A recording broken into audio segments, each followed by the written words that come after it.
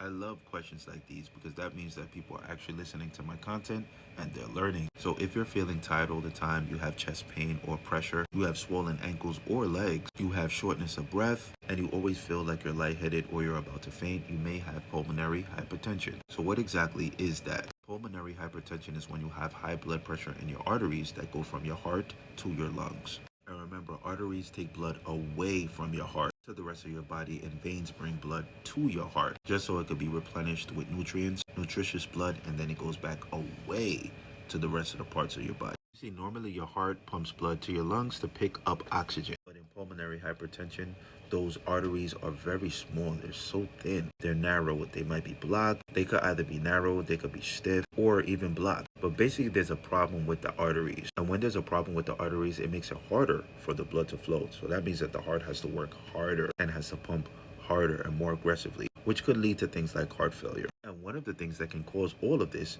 is lung issues that are induced by smoking, like COPD, etc. That's why I tell everybody who will listen to stop smoking and grab something like this just to detoxify your lungs. You see, this is very advantageous when it comes to detoxifying your lungs because it has something inside of it called mullein. Among other things, this has all natural ingredients. It has American ginseng, it has ginger, it has elderberry, it has thyme.